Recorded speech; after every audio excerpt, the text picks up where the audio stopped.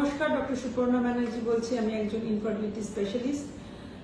আচ্ছা, এএমএইচ অনেকেরই এখন কম থাকে, তাই জন্য পেশেন্টরা আমার কাছে আসছেন ফর ট্রিটমেন্টে। একটা কথা আমি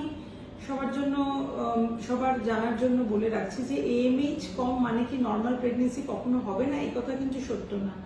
অনেক সময় এরকমই হয় যে কারোর এএমএইচ কম আছে কিন্তু স্টিল হয়তো তাকে সেজন্য আইভিএফ সাজেস্টও করা হয়েছে, কাউকে এগ ডোনেশনও সাজেস্ট করা হয়েছে, কিন্তু তার মানে যে তার নর্মাল প্রেগনেন্সি কখনো হতে পারে না সেটা না।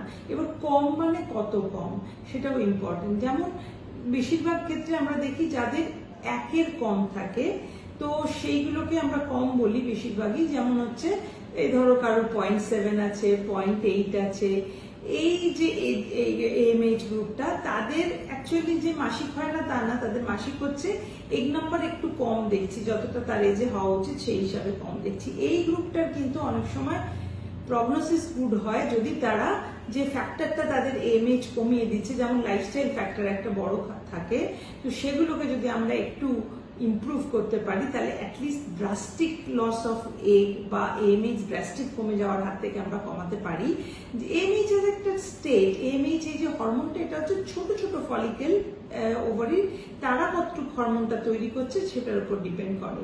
তো সেই জন্য এএমএইচ বারবার আমি চেক করতে বারণ করি যে হ্যাঁ আমার কতটা বাড়লো, ওষুধ কিছু একটা বলা হলো, সে বললো ওষুধ খেয়ে আমি দেখি 2 মাস পরে আমার এএমএইচ কত হলো।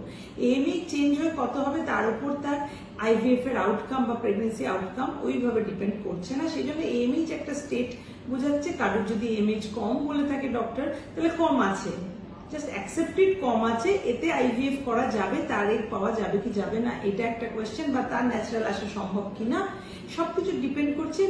একটা ভ্যালু দিয়ে আমরা এটা পুরো বোঝাতে পারি না। পেশেন্টের পুরো পার্সপেক্টিভ, তার ওয়েট, তার এজ, তার কতদিন বিয়ে হয়েছে, অনেক কিছু ফ্যাক্টরস এর উপর ডিপেন্ড করে। যদি কারোর আইভিএফ লাগে এইরকম এএমএইচও আমরা এগ পেতে পারি, কিন্তু কোনগুলো একদমই কম তারা হচ্ছে নিয়ার টু মেনোপজ যারা রয়েছে, 1 নম্বর এজ ওয়াইজ 40 কাছাকাছি বা 40+, এবং এএমএইচ যেখানে ধরো 0.01 বা 0.023 এরকম একটা ভেরি ভেরি লো, সেক্ষেত্রে অলমোস্ট আল্ট্রাসাউন্ডে এগ দেখাই যাচ্ছে না, সেই গ্রুপটার জন্য কিন্তু egg donation is the ideal for treatment, কিন্তু ন্যাচারাল কনসেপশনের chance very low. But the other group যেটা আগে বললাম, যাদের কম কিন্তু একের চেয়ে কম, কিন্তু ওই যে বললাম 0.5 to 0.89 এর মধ্যে ভ্যারি করছে, তাদের কিন্তু স্টিল সম্ভাবনা থাকে।